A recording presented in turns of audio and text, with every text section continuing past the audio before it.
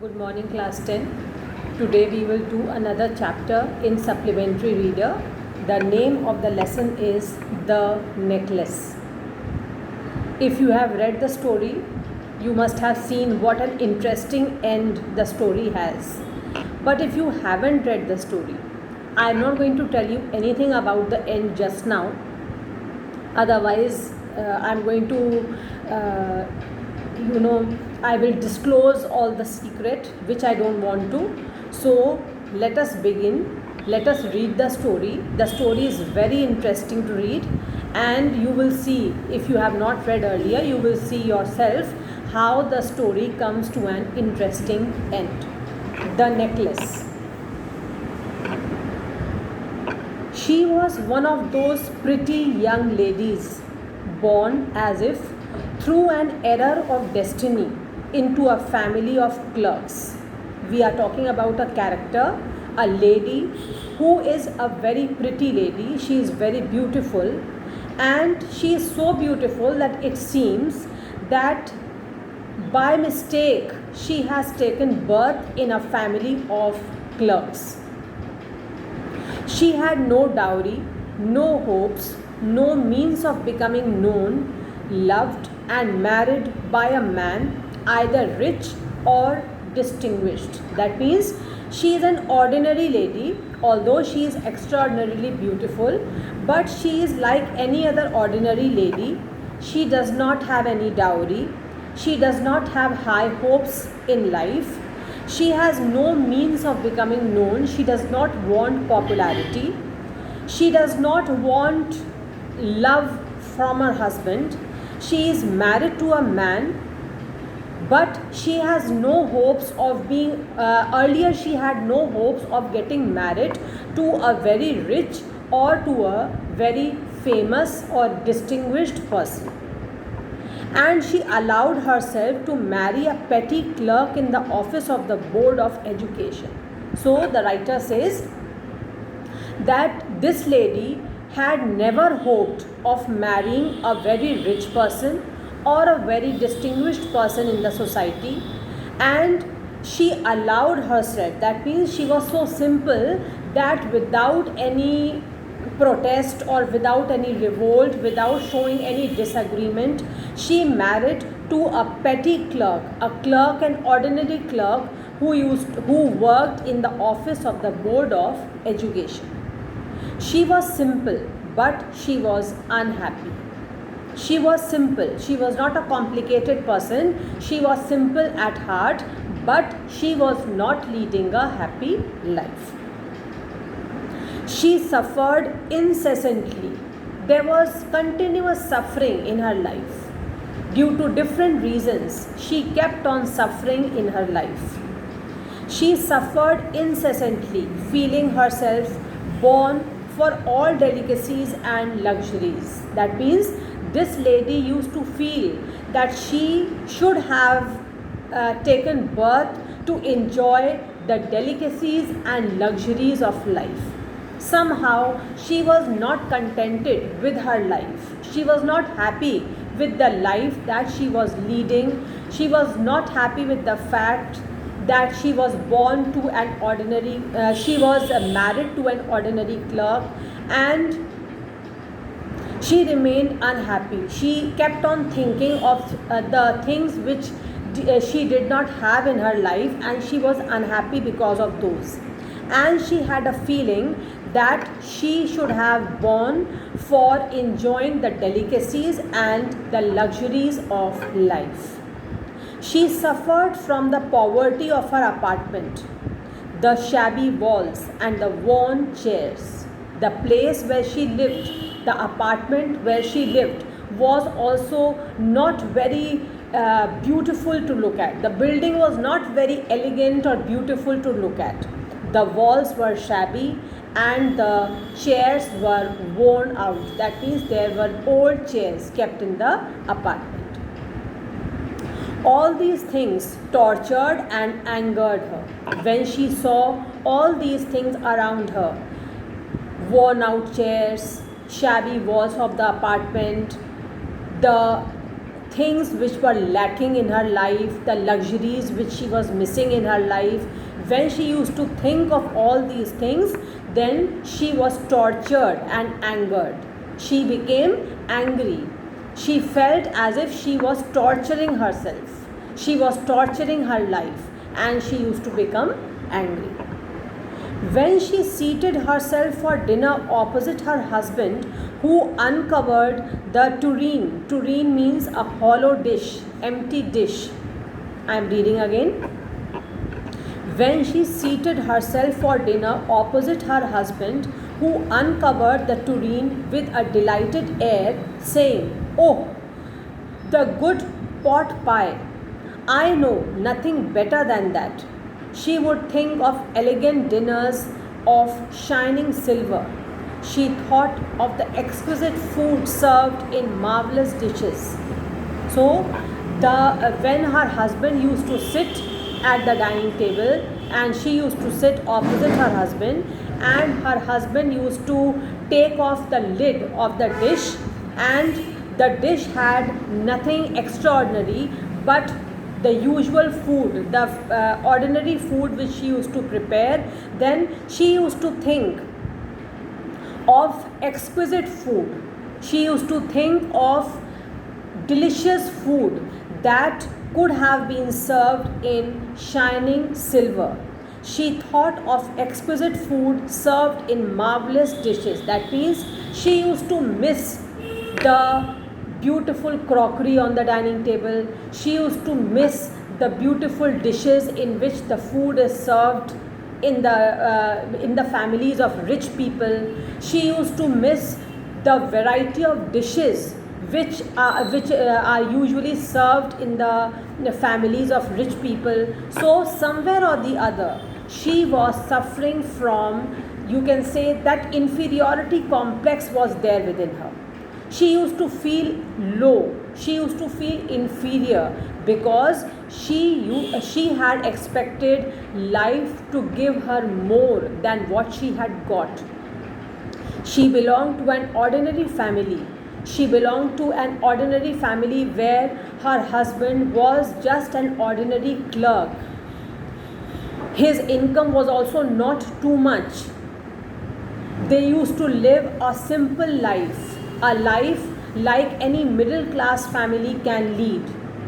They were living in an ordinary apartment, and when she used to sit with her husband to eat food at the dining table, she used to miss the beautiful dishes, silver dishes, in which the food could have been served if they were richer, if they were more affluent. She used to miss a variety of tasty dishes, delicacies, which could have been there on their dining table also, had they been more affluent, had they been richer. She had neither frocks nor jewels, nothing, and she loved only those things. So, from every line you can feel, you can come to know what kind of unhappiness she was going through. She was unhappy with her life. She was unhappy with her lifestyle. She did not have beautiful dresses to wear. She did not have beautiful jewelry to adorn herself. And she used to love all those things. She loved to dress beautifully. She loved to adorn herself with beautiful jewelry. But she did not have all those things because she belonged to a middle class family. She belonged to a family where the source of income was not much. Her husband was earning enough to earn a living, but he was not a very rich trader or a merchant or a very big businessman. He was just an ordinary clerk. So this lady had the feeling of inferiority in her because her life had not given her all those things which she had always longed for. Her life was ordinary. Her life was simple. and she loved extraordinary things. She loved extraordinary beauty. Beauty in what? Beauty in different things. She wanted riches. She wanted show off. She wanted beautiful dresses, beautiful jewelry, beautiful dishes on the dining table, delicious food to eat. But all that was missing.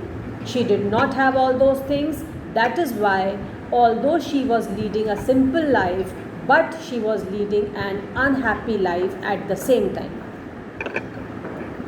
She had a rich friend, a schoolmate at the convent, who she did not like to visit.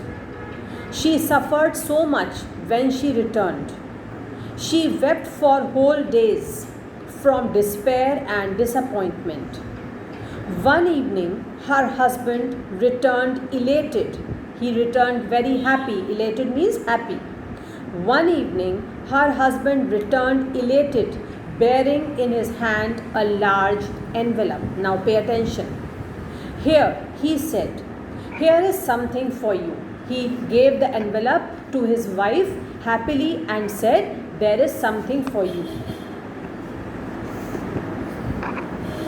She quickly drew out a printed card on which were inscribed these words. Inside the envelope there was a card. The card was taken out and something was written on the card. The Minister of Public Instruction and Madam George Rampono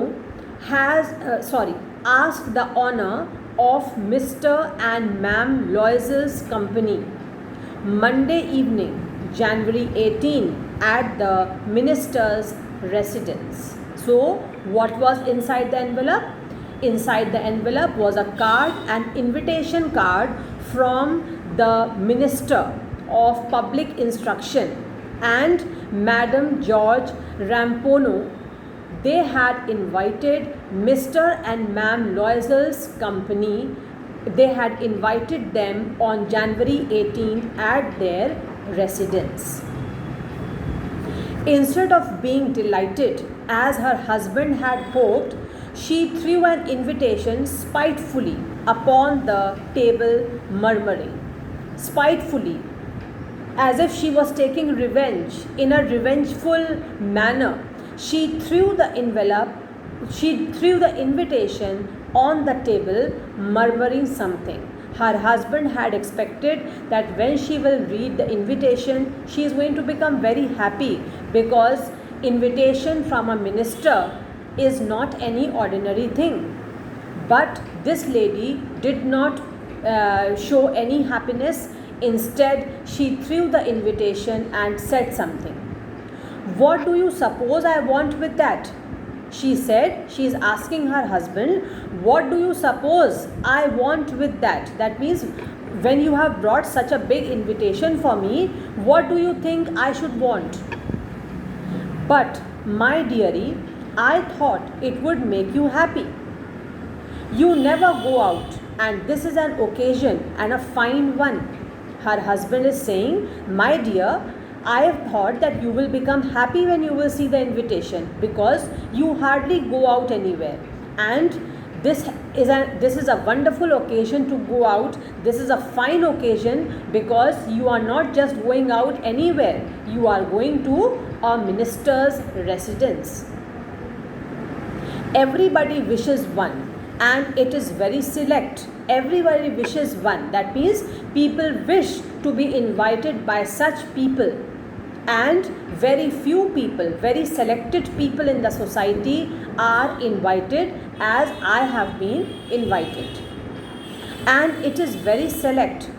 Not many are given to employees. Such invitations are hardly given to employees like him. So he is saying to his wife that I had expected that you are going to be happy, because this is a rare occasion. This is not any ordinary invitation. This is a rare occasion. This is a special invitation, and very few employees are invited to go to the minister's residence. You will see the whole official world there. She looked at him with an irritated eye and declared impatiently, "What do you suppose I have to wear to such a thing as that?" Now, why she is angry? Because she does not have a pretty dress to wear on such rare occasions. She is telling her husband, "What do you suppose I have to wear to such a thing as that? What do you expect me to wear if I have to go to such a party? If you want me to go to a minister's residence, what do you think I should wear? How should I carry myself?" He had not thought of that. He stammered, "Why? The dress you wear when we go to the theatre." As simply as any husband could answer, he also says that you have a beautiful dress which you wear when we go to a theatre. You can wear that. "It seems very pretty to me." He was silent, stupefied, means confused, stupefied, in dismay at the sight of his wife weeping. When he suggested that you can wear that dress which you wear when we go to a theatre, at this his wife started crying. He was confused, he was disappointed, and he was silent to see his wife crying because he is not able to understand why she is crying. He was silent, stupefied, in dismay at the sight of his wife crying, weeping. He stammered, "What is the matter? What is the matter?" He is not able to understand why she is weeping. By a violent effort, she had controlled her vexation, the trouble. It took a lot of effort, violent, because she is angry from within. She is angry because she has to go to a minister's residence with her husband, but she does not have a beautiful dress to wear. She is very angry, thinking what she is going to wear on that occasion, and she controls her trouble. The trouble which is there within her, she is trying her best to control that, and responded in a calm voice, wiping her moist cheeks, "Nothing. Only I have no dress, and consequently I cannot go to this affair. Give your card to some colleague whose wife is better fitted out than I." She says that I don't have any good dress to wear, so I will not go. You can give this invitation to another colleague of yours. So if his wife has a better dress to wear, they can go. You can choose a colleague whose wife has a better dress to wear to go to such occasion, to attend such a party, and they might go. She doesn't want to go because she says she does not have a beautiful dress to wear. He was grieved listening to this, that his wife is not ready to go. She is rejecting totally, and she is ready to pass on this invitation to somebody else. This man, her husband, is grieved. He is full of sorrow. He was grieved but answered, "Let us see, Matilda." Matilda is the name of this lady. "How much would a suitable costume cost? Something that would serve for other occasions, something very simple." Now this man is thinking and asking his wife, if we try to purchase a new dress, what is going to be the cost of that dress? You should purchase a dress which can serve other occasions also, you can wear in future as well, and something which is not very extraordinary, which is simple. She reflected for some seconds, thinking of a sum that she could ask for without bringing with it an immediate refusal and a frightened exclamation from the economical clerk. Now look, these lines show that there is a kind of mockery also in the thoughts of this lady.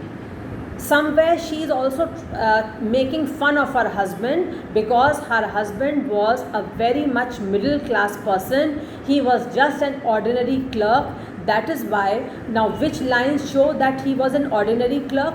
The previous line. I am reading again. How much would a suitable costume cost? Something that would serve for other occasions, something very simple. This is the thinking of any middle class person. If a person belongs to a very rich family, if he has lot of money, then he will never say that you should buy such a dress which can serve other occasions also, which you can wear in future also, and which should be simple as well. He will just purchase the dress, he will go to any showroom, any big shop, and he will ask his wife or anybody else, if he is taking the dresses for his children, he will just ask them that you can look around, whichever dress suits you, it fits you best, you can purchase that. He will never suggest this, that you should purchase a simple dress, but a beautiful dress which should serve your purpose in future also, which you can wear in future also. So this sentence from this man makes his wife think that she should suggest such an amount which is a reasonable amount. That means if she is going to say that such and such dress is going to be this much amount, then if the amount is too big, what is going to happen? Immediately her husband is going to refuse, because he might not have so much of money, and he also wants to save money, he wants to be economical, he wants to purchase a dress for his wife. The dress should be beautiful also, simple also, and such a dress which she can wear in future as well. So she is thinking, she is acting very intelligently here, and she is trying to think of a reasonable amount which is not going to be refused by her husband, which her husband would agree to, and it is economical as well, economical for an ordinary clerk like him. Finally she said in a hesitating voice, I cannot tell exactly, but it seems to me that 400 francs ought to cover it. She says, I don't know exactly how much a dress will cost, but I think 400 francs is going to serve my purpose. Francs is the currency of France, Belgium, and Switzerland, and many other such countries. He turned a little pale. He turned a little pale because he did not have so much money.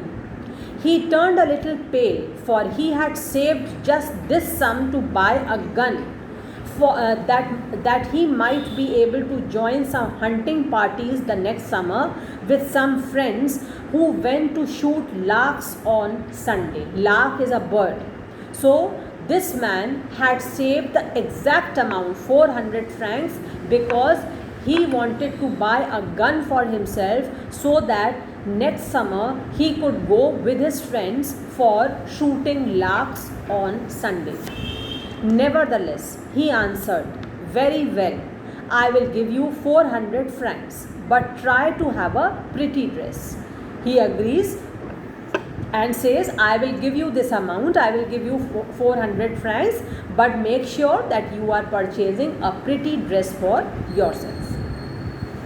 The day of the ball approached, and Ma'am Loisel seemed sad, disturbed, anxious. Nevertheless, her dress was nearly ready. Her husband said to her one evening, What is the matter with you? You have acted strangely for 2 or 3 days. Now, although her dress was ready for the party, but still there was something that was disturbing her. And she responded, I am vexed not to have a jewel. Vexed means I am troubled. I am troubled thinking that although now I have a beautiful dress to wear, but I don't have any jewel to adorn myself. Nothing to adorn myself with. I shall have such a poverty-stricken look. She says she is not satisfied with the beautiful dress, and she says that if I don't have any jewelry, if I don't adorn myself with any jewel, I will look so poor. My looks will be poor. I will look like a poverty-stricken lady. I would prefer not to go to this party. Again, she repeats that if she does not have any jewel, she suggests she should not go to attend the party. He replied, you can wear some natural flowers in this season. They look very kick. That means they are quite trendy. They are in fashion. You can adorn yourself with natural flowers. They are in fashion.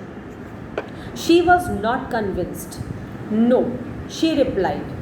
There is nothing more humiliating than to have a shabby air in the midst of rich women.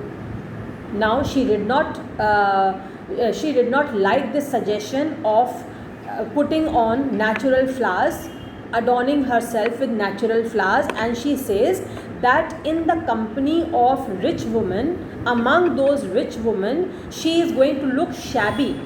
So she will not do that. Then her husband cried out, how stupid we are! Go and find your friend, Ma'am Forestier, and ask her to lend you her jewels. This is another suggestion coming from her husband.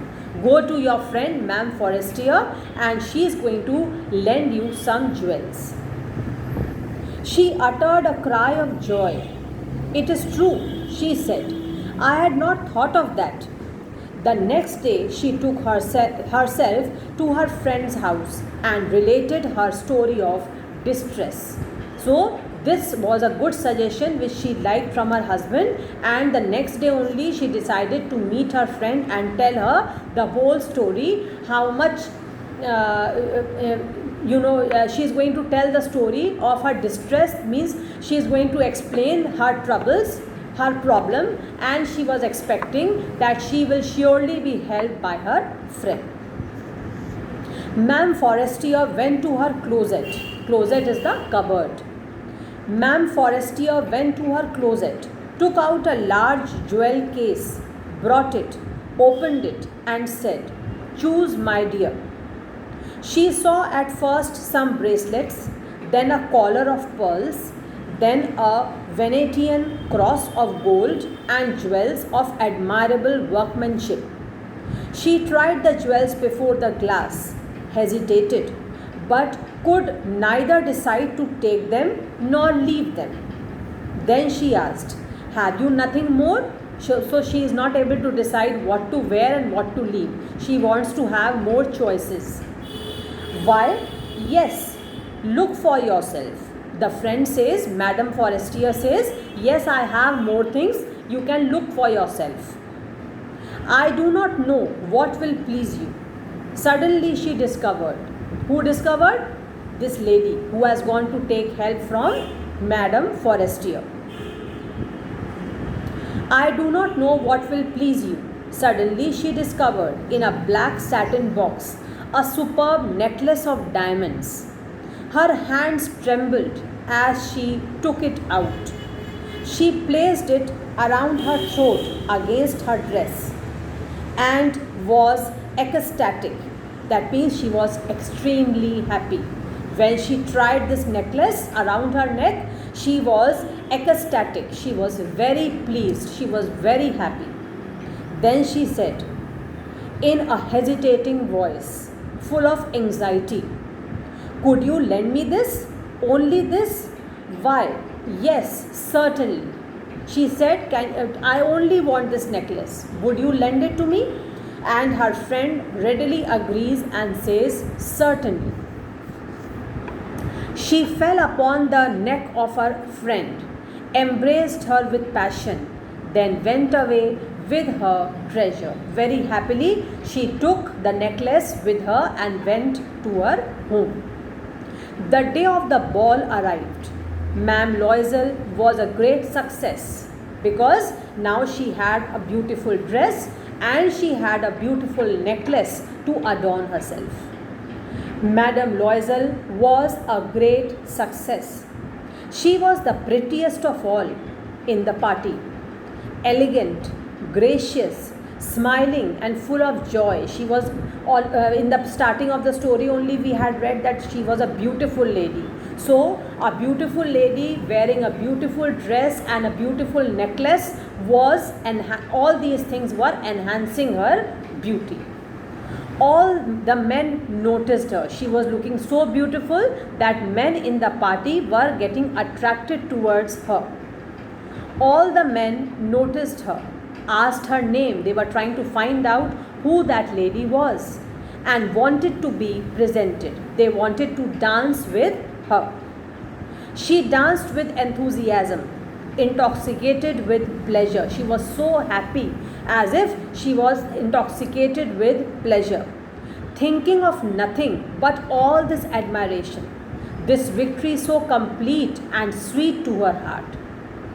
She was extraordinarily happy because she was getting admiration from people and she was thinking that her day was made. It was a victorious day for her and she had sweet memories in her heart. She went home towards 4 o'clock in the morning. Her husband had been half asleep in one of the little salons since midnight with 3 other gentlemen whose wives were enjoying themselves very much. He threw around her shoulders the modest wraps they had carried, whose poverty clashed with the elegance of the ball costume. She wished to hurry away in order not to be noticed by other women who were wrapping themselves in rich furs. That means they had brought something from the party, some beautiful wrappings from the party, and other women who were also of a similar middle class family as they were, they had also brought such wraps from the party and they wanted to escape so that nobody should see them. Loisel detained her. "Wait," said he, "I am going to call a cab," because the road was deserted and there was nobody on the road, so they wanted to call a cab so that they could go home safely. But she would not listen and descended the steps rapidly. But this lady, Ma'am Loisel, she was not ready to listen to her husband and she was in a hurry. When they were in the street, they found no carriage. As I said, the roads were deserted. There was nobody on the road. So they found no carriage as well. And they began to seek for one. They began to search for a carriage, hailing the coachman whom they saw at a distance. At a distance, they saw a coachman and they started calling them. They walked along toward the river, hopeless and shivering. They walked along toward the river, hopeless and shivering. Hopeless because there was nobody on the road and they had lost all hope of getting a